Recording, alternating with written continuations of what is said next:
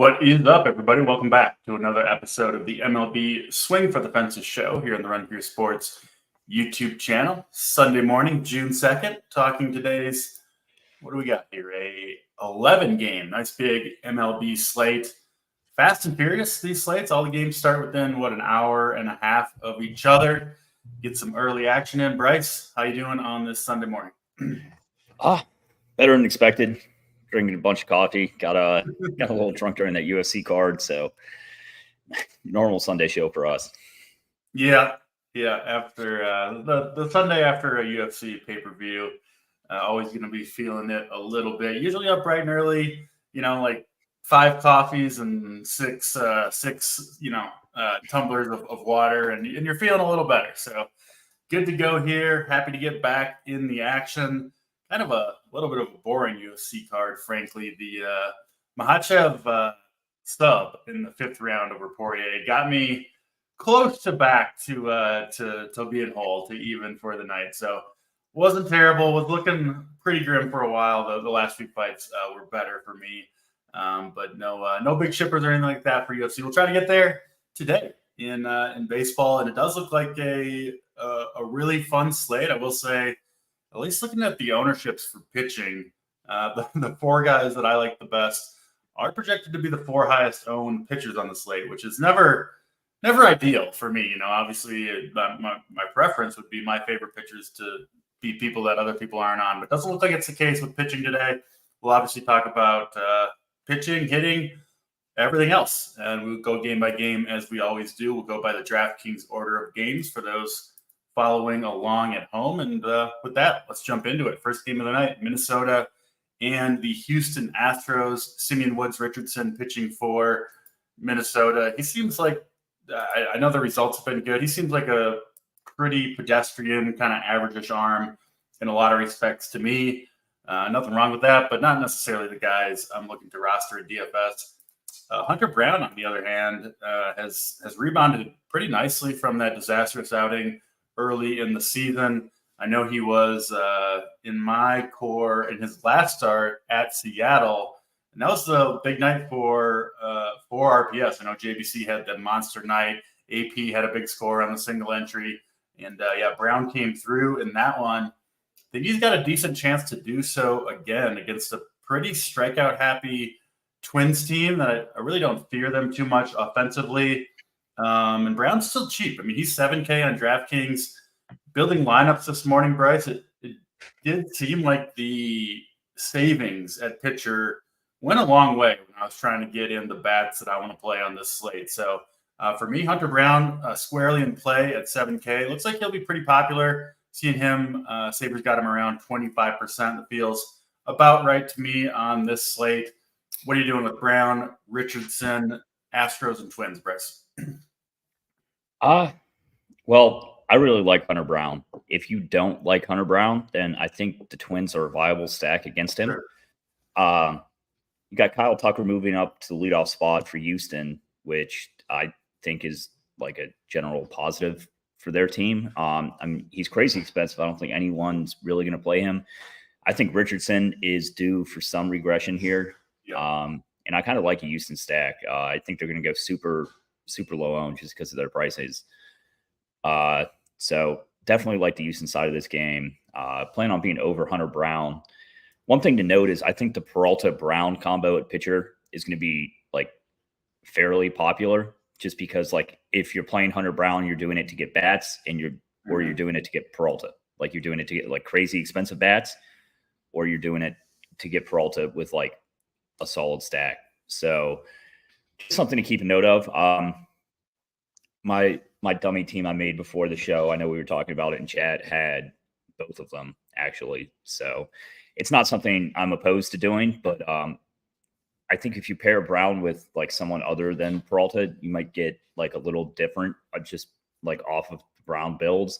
I don't have tons of interest in Twins here just because, I like Brown, but if you're not playing him, I think they're like a decent like stack against him, just because like you'll get super high leverage. No one's going to have him.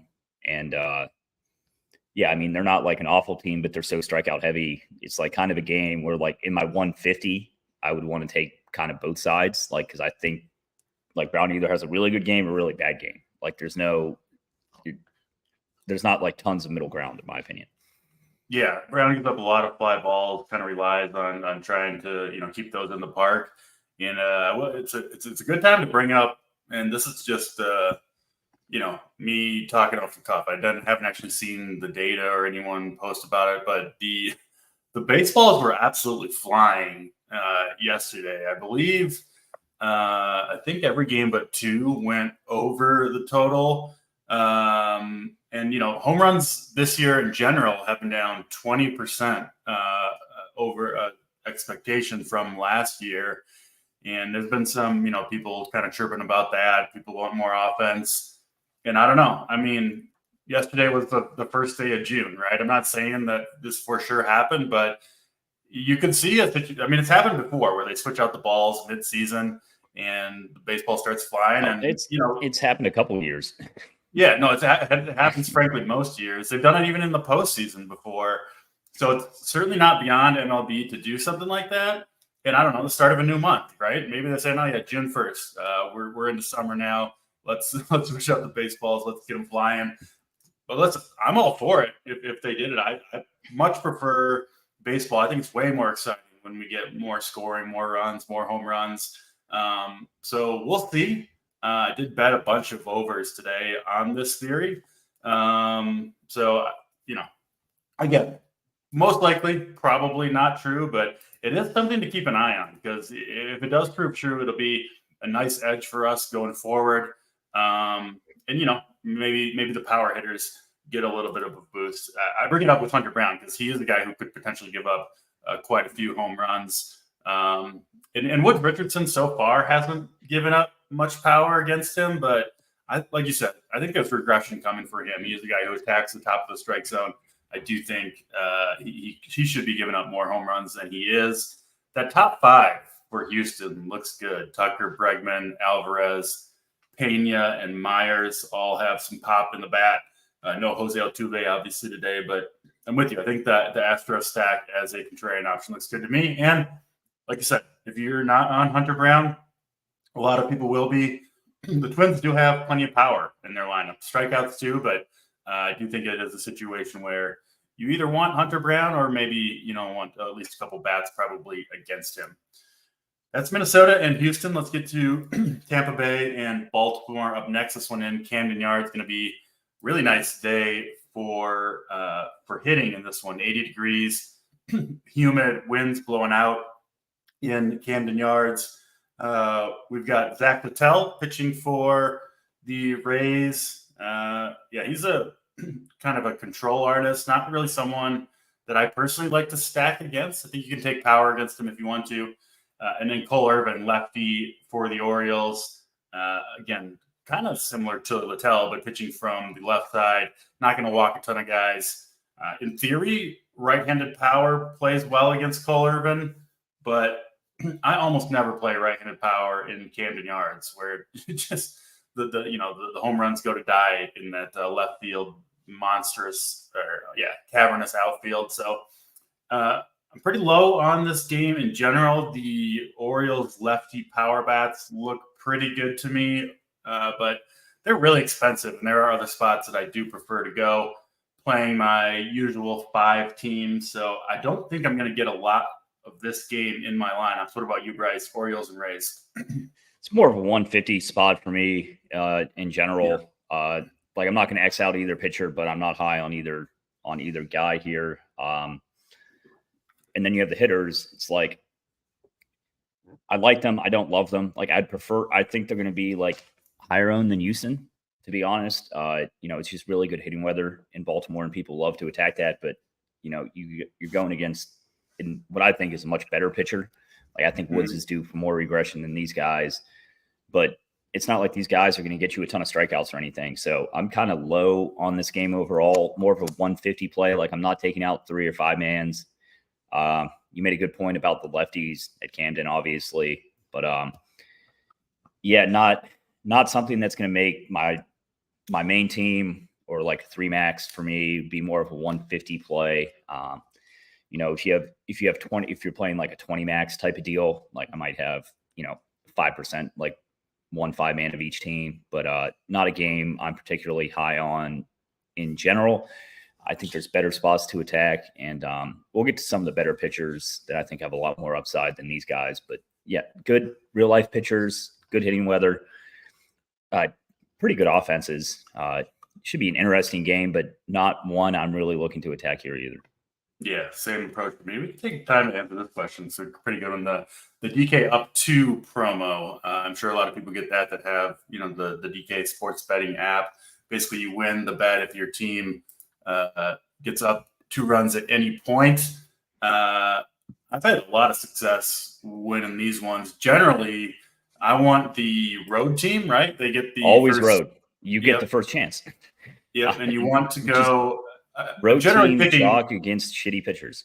Yeah, against a shitty pitcher, and you want underdogs too, right? Because you obviously get paid better. So road underdogs against a shitty pitcher who have a good top of the lineup, and then maybe they have a shitty pitcher themselves, right? So they get up 2, and it doesn't matter, and you win it early. So that's just a high scoring game has more variance. So like, I don't know if anyone would be ever a dog to the Rockies and Coors, but like that would be like the perfect situation. Right. Like say you get like, I don't know, the Rockies' best pitcher against the worst offense in baseball in like a month or 2, and the Rockies are somehow favored in a baseball game. But yeah, that would be like the perfect situation. 100%. And I do think that promo is certainly, plus EV if you do kind of play it right, like using the general strategy that we talked about. So good question there. Happy to answer it. And go get that DraftKings money. Detroit and Boston Red Sox are up next. This one in Fenway Park. We got Brian Bayo pitching for the Red Sox. He's been okay. Nothing too special. And then Casey Mize pitching for the Tigers here. He's been bad, man. I watched his last start. What was that, against Toronto? Didn't get a single strikeout. Really hasn't generated many strikeouts at all this year. And really over the course of his career, I think he's the number 1 overall pick, but just not really any good. Negative points in each of his last 2 outings.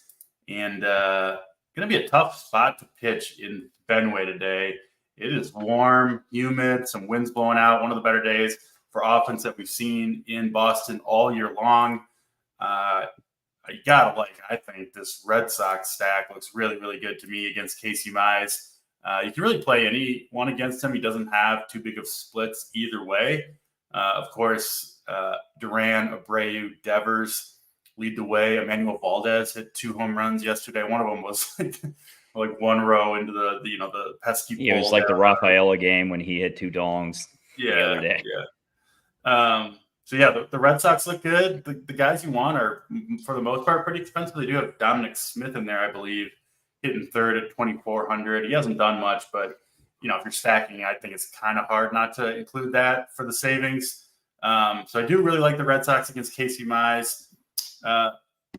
Tigers against Bayo. I don't know. I haven't decided there. It does look like lefties against Bayo you can do some damage with. So, maybe a cheap Colt Keith. Riley Green is clearly their best hitter. He's a good option. He's expensive, though, at 5,400. What are you doing here, Bryce? Because I do think we're going to see offense today in Fenway, a 9 total. Red Sox minus 145 or so. What do you got for us? I'm all over both Tigers, teams. Red Sox. All over both teams. I think Detroit's kind of a deeper field tournament play for me. Like if I was 3 max, they'd probably make at least a mini stack for me. Really like the Red Sox, obviously. Definitely plan on being over in Detroit, on Detroit, especially the lefties you highlighted. Like I'm hoping Riley Green gets people get scared away by the price, but if you play someone like Hunter Brown, it's not that hard to fit him. One thing to note on the Red Sox is that Jarren Duran has not really been running. I think it's kind of hard for him to pay off his tag unless he gets 3 or 4 hits, because he's not going to hit for much power. Probably more of like a stack option for me, as opposed to like a one-off or like 3, like if I was playing 3 Red Sox, he wouldn't make it. Like if I'm playing 5 stacks, I'm obviously including him. But until he starts running again, I just think it's really hard for him to pay off that tag, and obviously plays better in 5-man stacks, even with the good hitting weather in Boston. So I think Dom Smith is going to be fairly chalky. I'm not playing cash day. I know Travis is doing our cash stuff, but I think Dom would be a very hard fade hitting third in this team. I know first base is always loaded, but it's simply way too cheap for him, and makes the stack much more affordable. So if you want to get different on your Red Sox stacks, I think not playing him would be like a super contrarian Red Sox stack, because I think almost every Red Sox stack will have him. So but I like the Red Sox a lot in general today, and I'm definitely high on Detroit too. Well, Mateo's in on this game, so understandable. Yeah, I'm with you on Dom Smith. I think if you're playing Red Sox stacks, it makes sense to include him. Cash games, yes. I don't know if I'd play him as a one-off. If I'm not playing a lot of Red Sox in any individual lineup, I do think he's kind of more likely to go off if the team does around him. And if so, probably having one Red Sox is not going to be enough. So, that would be my approach to Dom Smith. He does certainly stand out. His team, one of the highest totals, one of the cheapest starters in any lineup today. So I get it with Dom Smith, but certainly no guarantee. I mean, he's done almost nothing all year long. It is a little strange that they're even hitting him third at all. But that is Detroit and Boston, Oakland, and the Atlanta Braves up next. This game went absolutely crazy yesterday. Those of you that had Chris Sale, I was right at the field with Chris Sale. I had him on 3 of my 5 lineups. I think he was right around 60% owned in most contests. That didn't work out. Sale had been just fantastic all year long. And, it's baseball. Every pitcher has some rough outings, and he got it. I mean, it wasn't, sometimes the pitcher will kind of get unlucky, give up some bloops, and just things don't go their way, infield singles, that kind of thing. It wasn't the case for Sale. He got legitimately nuked by this A's team, who does have a lot of power. I mean, they hit a lot of home runs. They were not cheapies yesterday. They are capable of doing damage. They're also capable of swinging and missing a lot. There's a lot of strikeouts to be had in this lineup, Bryce. And we're going to see Charlie Morton, I think, come in, one of the 4 highest owned pitchers on the slate. We were talking in Discord, on the his last start against the I think it was against the Nationals. And we were like, he was chalking that start. We're like, man, pitching is horrible today. I don't really want to play Charlie Morton chalk. He's just such a volatile pitcher. He just completely loses, his release point at times, can't throw strikes. He got hit around in that one, gave up 12 hits. It's absolutely absurd. But this is a good spot for him. And I do think Morton has a pretty good chance of bouncing back. I do think he is pretty good chalk here, even at 9K. I've got interest for sure. Just the strikeout upside is so high. And, maybe the A's, maybe they had their big game yesterday, and we'll slow down in this one. So I like Morton. On the other side, Luis Medina going to pitch for the A's. His first start of the year, had a knee injury. He's been pitching in the minors. He did get up to 72 pitches in his last start, so should be mostly a full go. Obviously, in that, what the game finished, I think like 11-9. Both teams kind of burned through their bullpen a little bit. So I think they'll ask Medina to kind of give him as many innings as they can. Now, it's probably only going to be 4 or 5. I can't imagine he's going to go super deep into this game. You got to like the Braves here. Obviously had the big offensive game yesterday in the loss. Wouldn't be surprised to keep it going for the Braves. So Michael Harris in the leadoff spot, Matt Olson. You can really play anybody, though, against Medina. He was pretty bad last year, pitched almost a full season, and just pretty much struggled all the way through it. So Braves make a lot of sense to me. Not really on the A's here. If you played them yesterday, you're probably swimming in some cash today. But I don't think I'm going to them on this slate. What are you doing here, Bryce, with the A's and the Braves? So I think the weather is something to watch here. If the game doesn't start in delay, I think there's a possibility that it gets delayed mid-game, which should lower the ownership on Morton. So, it's hard for us to predict this, 2 hours out, definitely check in with Discord or check in on Discord with us. But something to watch on Morton. Could get his ownership lowered significantly. Plus, with the A's coming off a really good game, people love playing daytime A's. I think it's a pretty good spot for Morton, though. I don't have the PTSD that a lot of people have from the Braves for the last couple of weeks, so I've been pretty over on the Braves offense in general. Want absolutely nothing to do with Medina. Once again, if I was playing cash, Michael Harris is simply too cheap. I think he's going to be one of the higher owned players on the slate. So, I don't know. It's not the same spot as Durant because Harris is still running. I think he has more upside than him. It's I wouldn't not include him in my mini stacks specifically or anything. Just something to note. He's way too cheap. People look at that price tag and be like, oh, it should be 5.4K. Yeah. So, yeah, I think it's decent shot overall as the Braves, though. I mean, Medina's trash, in my opinion. And, the thing about Oakland is, they've used so much of their bullpen that, the Oakland bullpen is low-key good. It's you want to face the starters and get into, the bad bullpen because, when you get to the good part of it, it's the one, huge strength of their team. So, I think it's a huge positive for Atlanta that, Medina will be asked to do as much as possible here, even if he's getting hit around. So definitely buying on the Braves today. Looking at the Oakland bullpen, it's they used 6 relievers yesterday. They didn't use Mason Miller, but he did pitch 3 days ago and threw 33 pitches and a blown save in that one. So he's also only going to throw if it's close. Yeah. I'm not really worried about him. It's kind of the rest of the guys. Cause if you're getting to Mason Miller, you're probably screwed unless it's a 10-10 game or a close game. So, honestly, kind of a little bit of a dire situation for the A's bullpen where not only did they pitch yesterday, most of them pitched back on Thursday as well. So I think you are 100% correct. They're going to ask Medina. I think Medina's throwing 80-plus pitches no matter how it goes. Even if he gives up 10 runs, I think he has to throw. Yeah, he has to throw pitches today. He'll have to wear one. And, honestly, a potential game where you see a position player pitch the eighth or wouldn't be the ninth inning because it's in Atlanta. But, yeah, it's could get ugly, I think, for the Oakland A's. So certainly a bump to the Braves bats. And listen, anyone that pitches – the data is very clear. Bullpen pitchers pitching, back-to-back games or when they're kind of worn out, they're not as effective. Just kind of the same way starters wear down during a game. So the Braves do look pretty good here. I know they've been not great to us this season, but maybe that'll turn around with the summer months coming in Atlanta. And briefly on the weather, I did look it up while you were talking.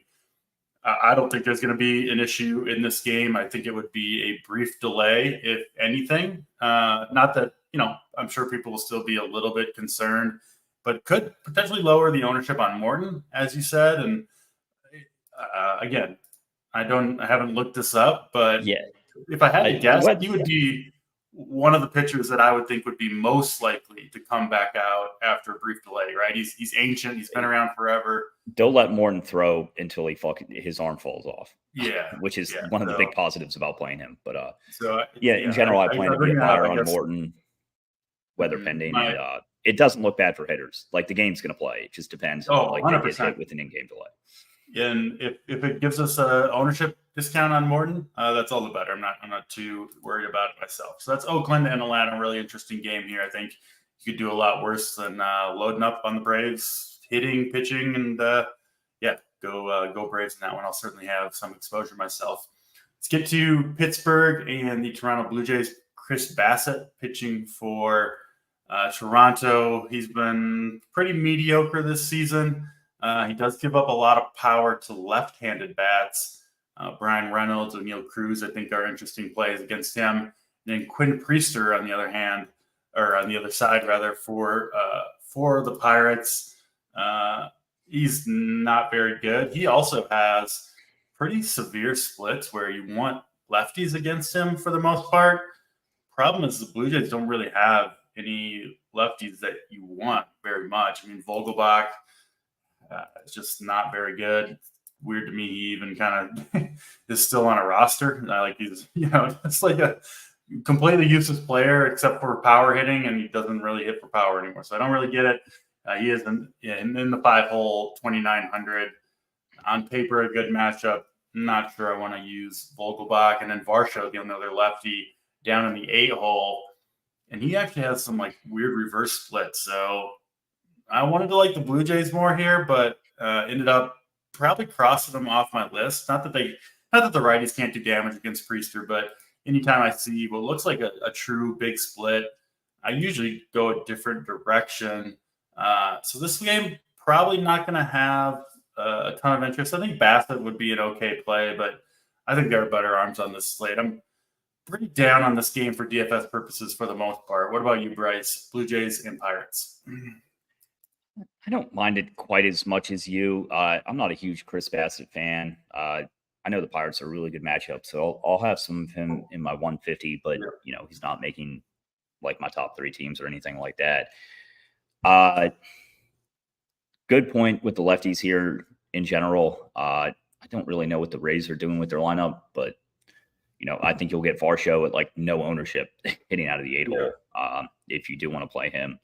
So I think he's kind of an interesting, like not one-off, but like stack option just to get yourself different from other Toronto stacks. I struggle with this game because it's not going to make my top 3 teams, but either side. But I do kind of want to be over in 150. So I'm looking at about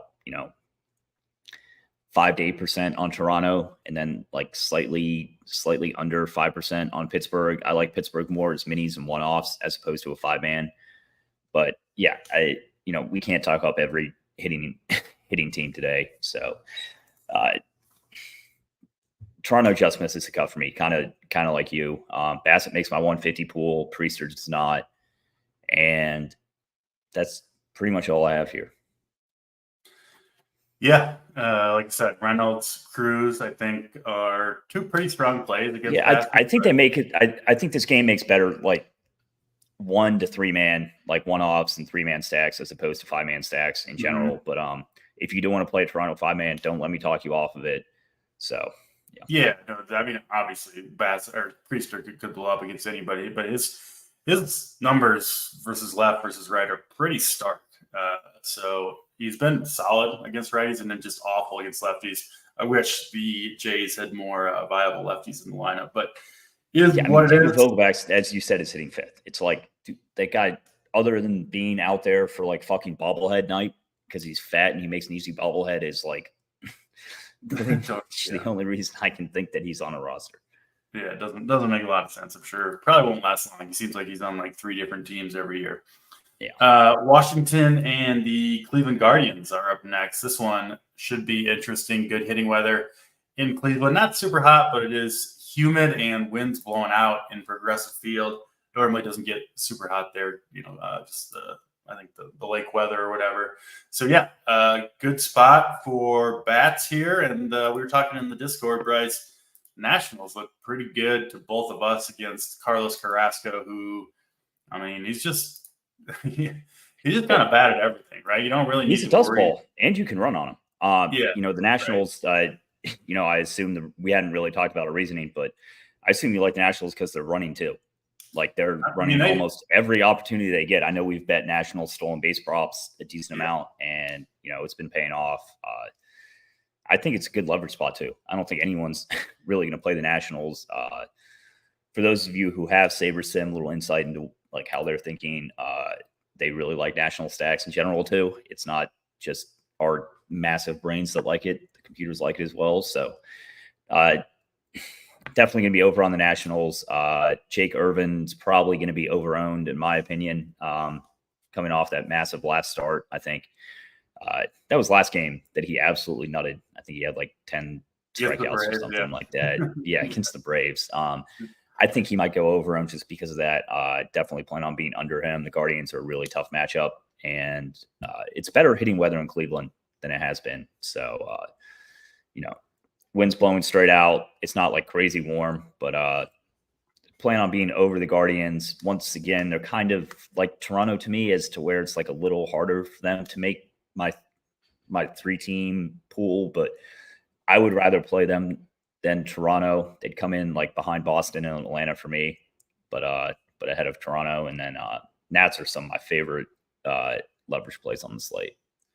Yeah, the Guardians. Guardians look good. Jose Ramirez, Josh Naylor, the two guys that really stand out to me as awesome plays. They're obviously both expensive, but in the 3 and 4 hole, you could even do just a 2-man there. I don't mind that. And like you said, the Nationals, pretty much their whole lineup looks good.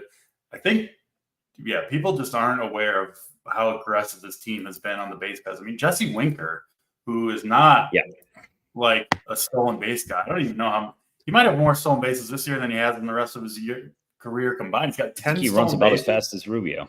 Yeah, it's nuts. Lane Thomas, who's missed a month of the year, has what does he have? 15 steals already. He's stealing third every time he can. It's crazy. Like they'll steal third. They'll steal second and third. I think it's a team-wide green light for the Nationals right now. I think literally their strategy. If you think you can steal a base, go steal it. And these guys are being super aggressive. So Thomas will run, Winker will run, Luis Garcia will run, Abrams, Jacob Young down at the bottom will obviously steal. Senzel could run. Like it's almost all of this lineup. Carrasco is going to give up probably a ton of base runners. I mean, he walks dudes, gives up hits, can't strike anybody out anymore, gives up power. It really, really is an awesome spot for the Nationals. So glad to see you're on board. Good chance Nationals make my main team. Certainly will be on at least one. I have a mini stack of the Nationals, mainly base stealers on my main team, but I could definitely see going to 5 Nats. Yeah, for sure. You can easily play 5 here. You're going to get them at what, like sub 5%. Yeah, like no one's going to really be playing them. They are very cheap. Favorite 3 are that 2, 3, 4. Thomas, Winker, and Garcia. Put probably Abrams 4th, and then the guys at the bottom of the lineup. And that's nice too because they fill weird positions. Like they fill infield positions that are kind of tougher, in my opinion, to fill today. Yep. And I'll say this too. You don't, if you're on a different stack, you don't have to stack this team. They're not going to be owned in general. So they do make for good one-offs. They can steal bases, so they don't need their teammates necessarily to drive them in to score big points. So I would certainly recommend mixing in the Nationals at the very least, and 5-manning them I think is very, very much in play. And then just to wrap it up, the Guardians, certainly a 5-man is in play, but to me, Ramirez and Naylor clearly stand out as the 2 best plays on the Guardians if you're making mini stacks or whatever. Yeah, I hate stacking the Guardians when Jimenez is not in the lineup just because he has so much upside like on the base pads. It's weird he's not in there, and then David Fry, my man David Fry. Also I mean it is a Sunday. These guys, Sundays are unique in this sense, but it makes me like them a little bit less. Yeah, for sure. That's why I'm kind of focusing just on their 2 big bets there. Yeah. Texas and Miami up next. This one in Miami, as always, kind of a lower total for games in that park, but a little bit higher today with 2 pretty bad lefties on the mound. Andrew Heaney, Trevor Rogers pitching 8.5 total. Rangers sitting around -130. Both of these pitchers you can certainly attack with power bats, I think is the big thing.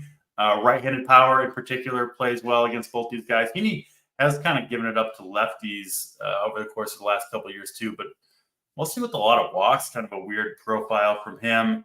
I don't love this game, Bryce. I really don't see, of course the Texas guys, Semien, Adolis Garcia, Jonah Heim, Seager's been hot, left on left. You could play him here if you wanted to. But I just don't like this park, and I think there are better spots to go to. So I'll be pretty low on this game overall. Wouldn't be surprised to see either of these, especially the Rangers obviously could do some serious damage. Rogers hasn't been good, but there are other spots I like better personally. Where do you stand on Rangers and Marlins? I was kicking myself for playing the Rangers the other day over the Brewers. I think it was Friday night when Steve and I had the show, and he was talking up the Brewers. I was talking up the Rangers, and, I ended up on the Rangers instead of them. And, that was kind of painful. Part just sucks. Obviously, like you can play Adolis against the lefties, always a good play. No matter what park you're in. But yeah, kind of smaller stacks for me in this game. Don't mind Heaney as leverage off of Hunter Brown. He's definitely going to make my pool today. And, even if you want to go double cheap, I think that'll be kind of a unique build because, I think if you're playing Brown, you're probably paying for pitching somewhere, whether it's Peralta or someone else. So I think double cheap at pitcher would be kind of unique with them. But yeah, I plan on being over Heaney here for sure. Likely under the Marlins. I get that they're so cheap and that, I don't think Heaney has a single game over 20 DK points this year. Like he hasn't been good, but I still believe that the upside's there. Betting markets kind of agree with it. So I don't mind taking a shot on him. If you want to play some Marlins cheap stacks, they'd be more 3-mans for me than anything else, but not my favorite play, but I get the reasoning behind it. Yeah. And I want nothing to do with Trevor Rogers. Yeah, with you there on Rogers. No thanks. The Marlins lineup is pretty bad, and they have they're super undisciplined, super low walk rates, which can be a problem for Heaney. So, yeah, I can get behind the Heaney play at 7,300. I think you'll get him pretty low owned. And yeah, he's cheap, and that savings, like we talked about, it does go a long way on the slate. So I get that. I still prefer Hunter Brown even at the higher ownership, but I do definitely understand the Heaney play. Let's go to I'd be saying to play both. Like I still like Hunter Brown. I just think it's kind of an interesting build when you do both. For sure. Yeah. Yep, makes sense. Let's go to Arizona and the New York Mets up next. Another good weather game for hitting. 80 degrees, 10-mile-per-hour winds blowing out in New York against for the Diamondbacks and Mets here. Pretty much a toss-up in the betting market for Brandon Pfaadt versus Jose Quintana. Lineups look pretty normal. And yeah, I think the offenses here are interesting. Brandon Pfaadt, not a bad pitcher by any means, but still someone you can definitely target, specifically with opposing left-handed power. He's given up quite a bit of damage to lefties. Francisco Lindor's been swinging a good bat. I think Brandon Nimmo is a decent play. DJ Stewart is cheap.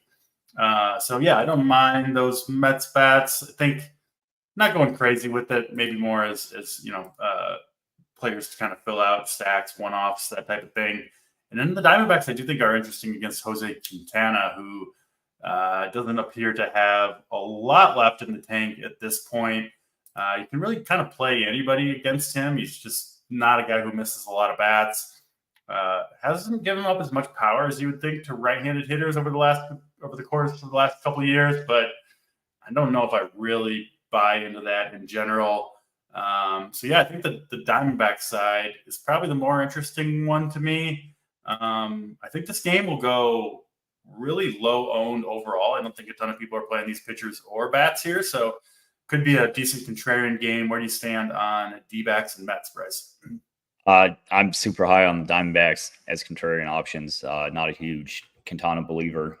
Like Corbin Carroll for 4.5K, who has not been really doing it this season, is like the type of player I love to buy low on. I liked him in 3-mans, liked him in 5-mans. Something to note, Jock is definitely going to come in when the Mets bring a right-handed reliever in. It's probably going to be for Grichuk. If I had to guess, I mean, they could shuffle some other things around, but I think Grichuk is, he's cheap, but he's a pretty huge pinch hit risk here. So just something to keep note of. And like you said, they're going to be super low on. So, it's not going to take a lot to get over on them. I'd struggle playing them on my main team, but I would definitely consider a Diamondbacks 3-man at least in a 3-max situation and plan to be over in my 150. I think the Mets might go a little over-owned here. If anything, not a huge fan of the matchup for them specifically. I'd much rather spend, extra teams on Boston and Atlanta and some of these teams that we've been talking about that I have a lot of interest in. So I'm still going to have some Mets. Definitely don't make the cut in the 3-man for me. Maybe a stack and a 20 max. Yeah, I'll likely have under 5% Mets here. And then pitching matchups, not really on either of these pitchers. No, we haven't talked up a ton of pitchers yet, really, besides like Hunter Brown and Morton. But there are some good ones we'll get to. Just think there's better upside situations here than either of these guys. Yeah, 3 more games to talk about. Couple good pitchers coming up. We did get the Nationals lineup out as expected for the most part. Abrams, Thomas, Garcia, Winker, Ruiz, Senzel, Rosario, Meneses, Gallo. Probably not using Meneses and Gallo down there at the bottom, but I think the other 7 looked pretty good to me. So glad they got a strong Meneses lineup. is one of my least favorite players to play, even He's in so stats. bad. I mean, he doesn't hit home runs. Like, it's like if you're gonna play him, it's like part of like a 5-man. You're hoping he hits like 3 doubles and like drives a bunch of runs in. And then Joey Gallo, I mean, obviously has the upside, but Sure. he's one of my least favorite players, as always. I mean, guy just absolutely sucks. I don't know why he's still in the league. Might be just because he's banging Mark Davis's chick. I couldn't believe that Mark Davis was having a baby with her, and it ends up being Joey Gallo's, and it's like they still refer to him as like being on good teams as opposed to the Nationals. It's just kind of a headline. Super fun.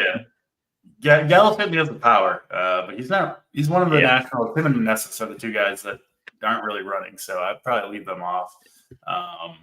And then, go with the other guys. And we did get the Brewers lineup, too. A little bit disappointing from them. I'm guessing you're going to be high on the Brewers. We'll get there in a second. But no Adames and no William Contreras. Yeah, that sucks. I saw that.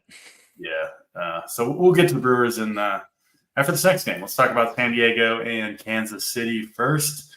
We've got Cole Ragans. I think fair to say legitimate ace for the Kansas City Royals. Going to give you distance most times out. He's a 6+ innings pitcher for the most part, close to 100 pitches pretty much every time out. Big upside in most matchups, at least. This one, though, not great for strikeouts against this Padres team. They don't have anybody who strikes out more than league average rate in the lineup or projected to be in the lineup. Do we have this lineup, Padres? I don't think we have it quite yet. Yeah, we do. Oh, we do. Okay, yeah. It's as expected. Yeah, just such a contact-happy lineup that Ragans is good enough to, strike out anybody. But still, I don't love targeting this Padres team in general. And Ragans at 10K, I mean, you need what? At least 6, probably. I mean, more you need him to strikeouts. be Peralta. Yeah, essentially, is what you're betting with, or because it's pretty much impossible to play both of them. So it's like you're betting that he's going to beat Peralta, and I give that a 15% chance, or maybe 25% chance that he beats Peralta. But it's not like you're playing 100% Peralta. I mean, unless you are, which I think is okay.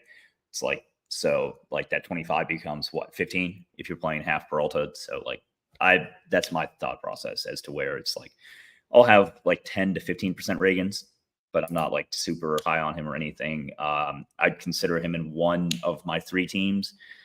It'd be Peralta, him for an anchor type of deal on a 3 max. But I prefer Morton for cheaper, and I definitely prefer Peralta for more. So it's just kind of a pricing thing for me on Ragans.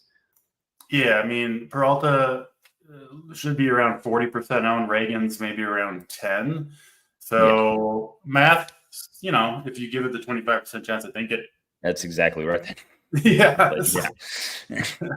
would make them, similar plays, expected value-wise at least. I certainly lean the Peralta side, as does the field, of course. But yeah, Ragans is fine here. I'll probably go a different direction. I'm not planning on using him on any of my 5. But he is one of the last cuts. And, depending on, just how my lineup shake out, I haven't built them all yet, obviously. He could sneak his way onto one of my teams. We'll see with that. Michael King has been very, very difficult to figure out. He had the monster game against the Dodgers 4 starts ago, followed it up with a super chalk against the Rockies at home, and didn't pitch well. And then he's rebounded and been pretty good in each of the last 2 starts. I think he's a solid arm overall. The strikeout rates for him, especially against right-handed hitters, look pretty good. This Royals lineup obviously can do some damage, and it does look like pretty prime hitting weather in Kauffman Stadium. So, any interest in Mike King, Schlong, and what about bats in this game? Any guys that stand out to you? I don't hate King. Don't love the bats. I'm not really going to be playing any Padres. Royals, they have some high upside bats in here. Like I never fade like a Bobby Witt or like Salvador Perez, especially a catcher. But yeah, they're more like one-offs, 3-mans to me than like a 5-man. King would not make my top 3 teams. I'll probably have like 5% my 150. It's not like a total fade for me, but I think there's much better spots to go to today. I'm kind of under on this game in general. I might be over on ratings in my 150 just based on ownership. Because so much of it's going to go to Peralta, but yeah. Makes sense. Let's get to Freddie Peralta, Chicago White Sox and Milwaukee Brewers. Peralta, most expensive pitcher on this slate. I think rightfully so. He is $11K on DraftKings, but he's been good this season. Obviously, a big strikeout arm, and he gets this this White Sox lineup that just really doesn't have really anything. I mean, not much power, a lot of strikeouts up and down the lineup, just a lot of really, really bad hitters overall. You never know what's going to happen. I mean, we just saw Chris Sale yesterday, and the A's are way better than the White Sox, the power department. But yeah, I would expect Peralta to pitch really well here. I do think the strikeouts are going to be there kind of regardless of how it goes for him in the end. So he seems like he's got a pretty nice floor and a very, very high ceiling in this one. Does Freddie Peralta rightfully? It's minus 300 to win. You don't see that. You don't see that every day. I know we talk about DraftKings a lot on this show, but that really does matter on like FanDuel. Yeah, he, at least on paper, for sure, he should mow down this White Sox lineup. No question about it. Minus 180 to go over 7.5 strikeouts. It's like not even close on the slate. Yeah, he is a fantastic play. Like I said, I'm playing 5 lineups.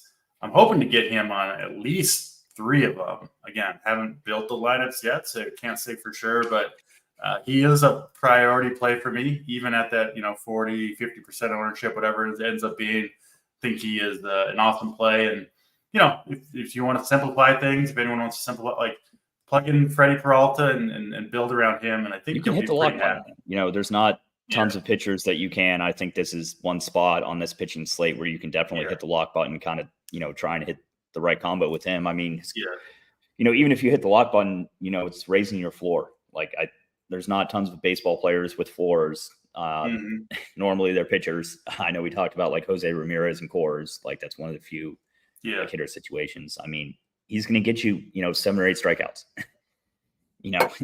and, even if he gets that and gives up 6 runs, he's still going to like have a floor of 7 or 8, absolute like bottom, like 1% outcome for him. So barring him getting hurt, I want to be over on him. I'll have 60% Peralta probably. I'd consider the lock button. I don't normally do that, but I think it's a spot to really go hard after him.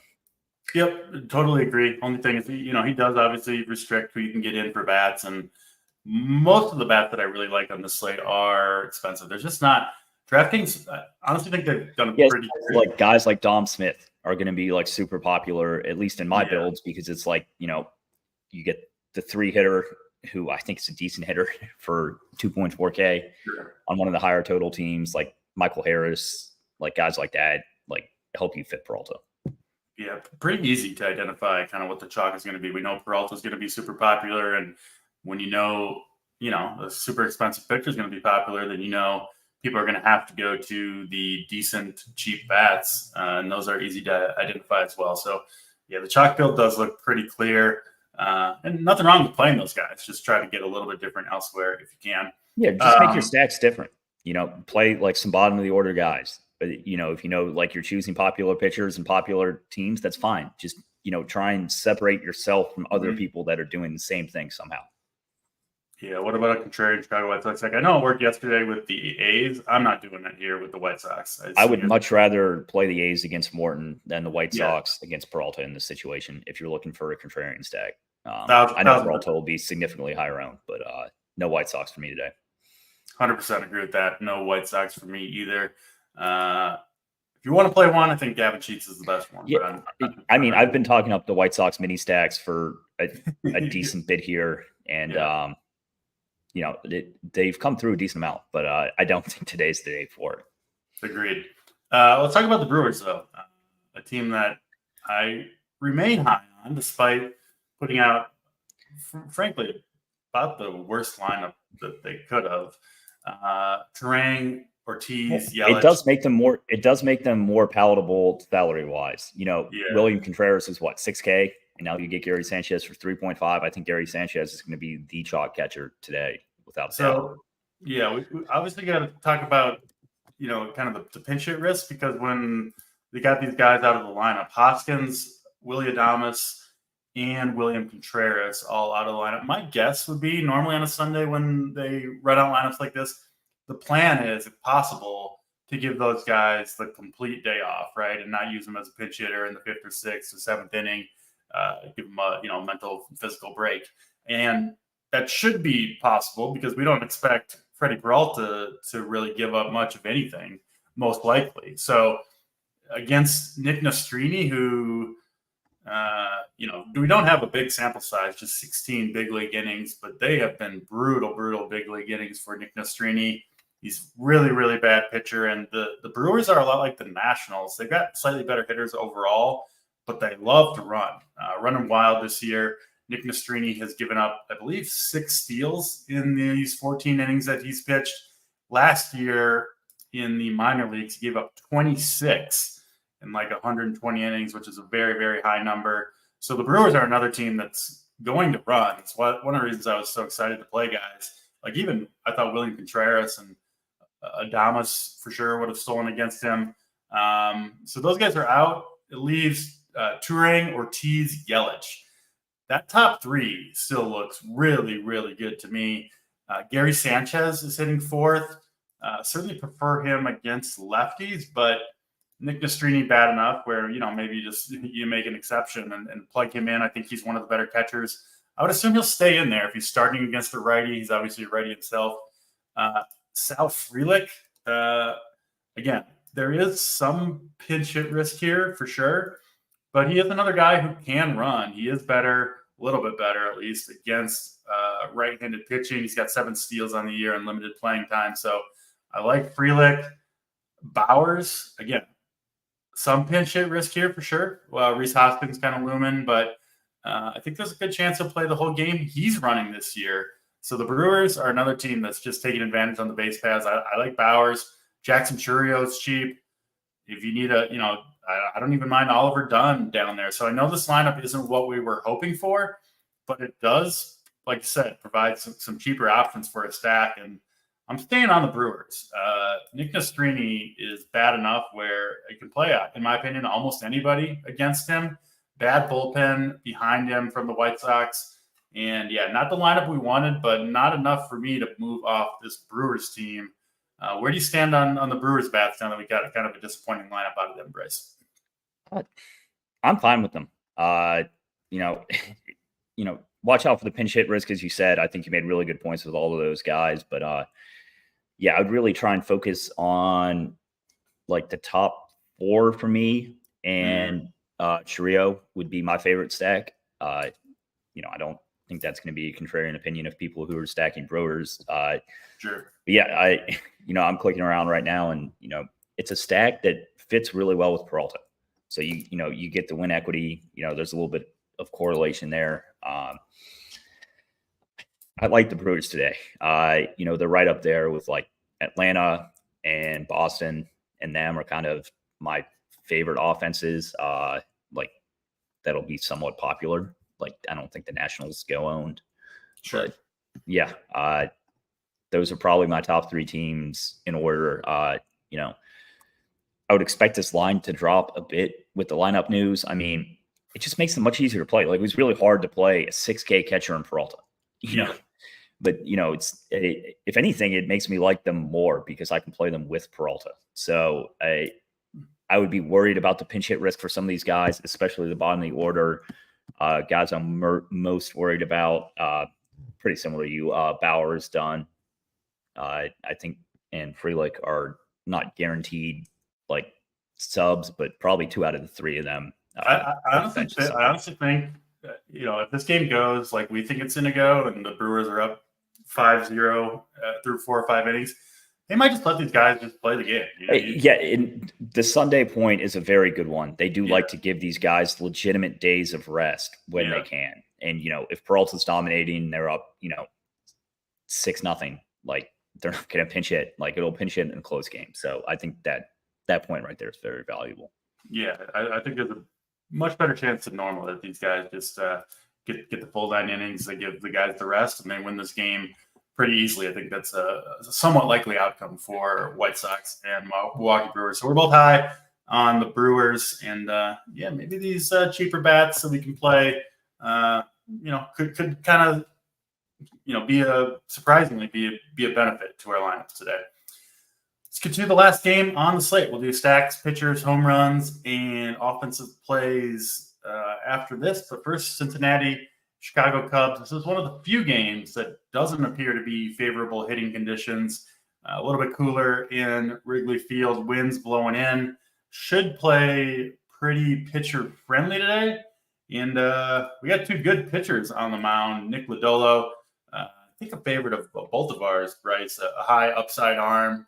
Going to be pretty low owned today.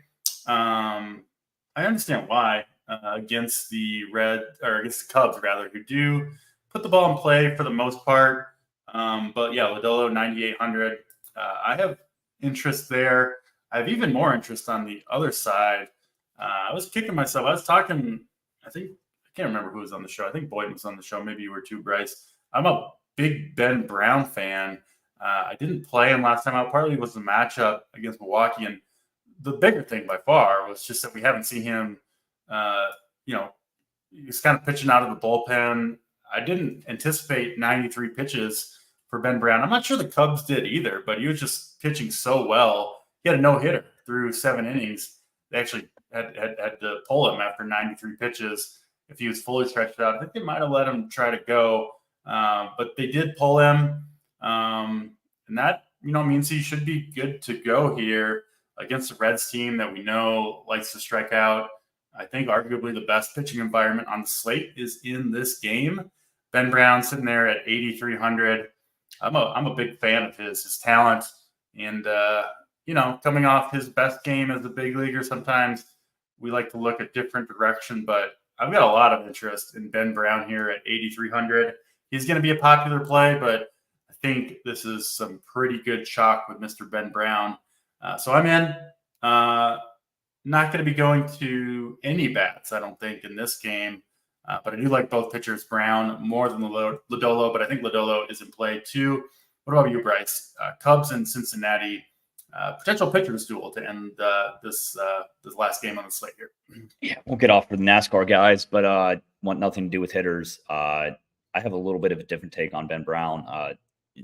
His pitching outs is 15.5, and it's pretty heavily juiced under. You think they're going to pull back after the 93 pitches? That's kind of my take on it. If you have your take, or if you think Ben Brown is going to throw a lot of innings, he's a very good play. I just have trouble believing in it. I'm not going to fade him in my 150 or anything, but he's not going to make my top 3 teams personally.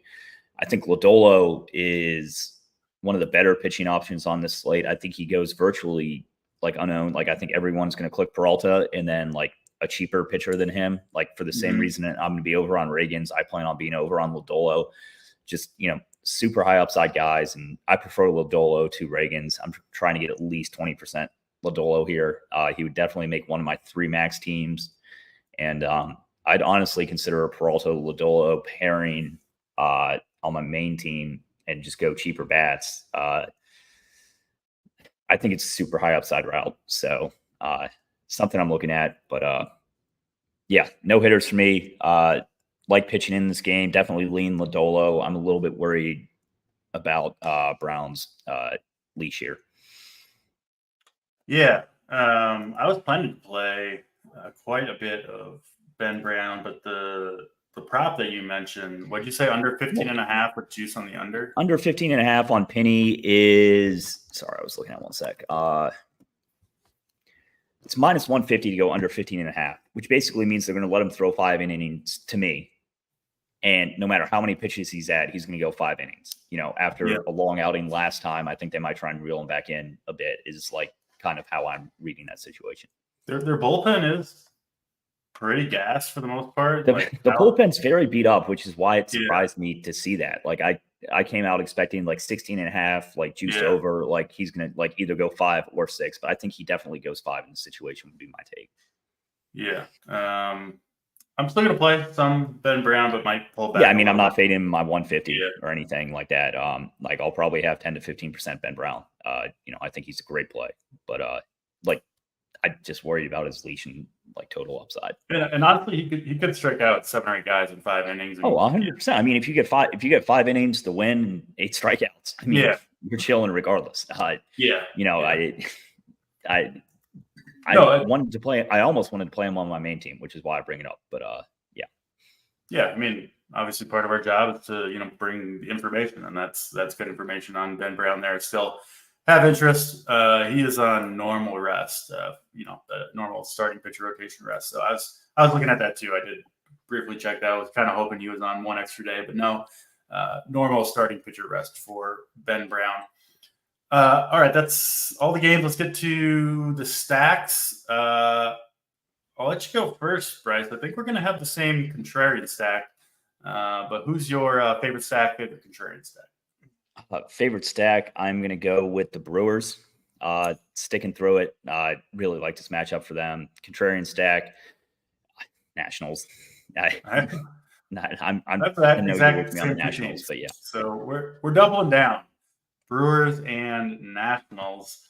Load up the wagons. Let's go, guys. Let's get some activity going on the base paths. If they do, I think we'll end up with some pretty fun teams today.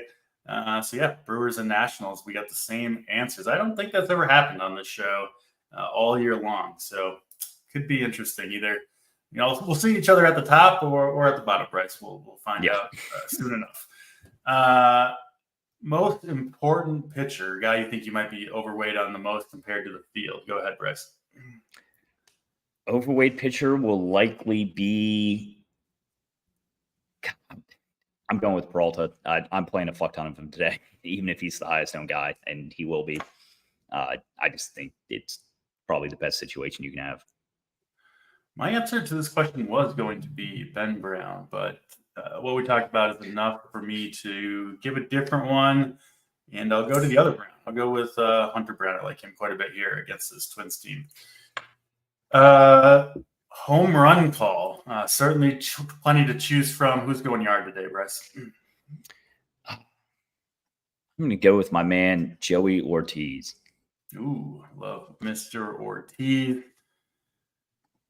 I will go with big Josh Naylor. Going to take Jake Irvin deep in Cleveland. And then finally, favorite overall offensive hitter. I'll jump in and take Christian Yelich. Go ahead, and your favorite offensive hitter on the day. I was going to take Yelich, so price per dollar. I'm going to go Dom Smith. I don't see how you really fade him at 2.4K. There we go. Does provide a lot of savings, and if you're playing a lot of Peralta, it makes sense to get some Dom Smith in there as well. That'll do it for this show. Appreciate all you guys watching. Hit the like button on your way out. Show will be back at the normal time, 4:45 Eastern time tomorrow. That'll do it for us. Hopefully, we see some RPS logos up top. Good luck to everybody for Third and Schlong. I'm Draft Cheat. We're out of here.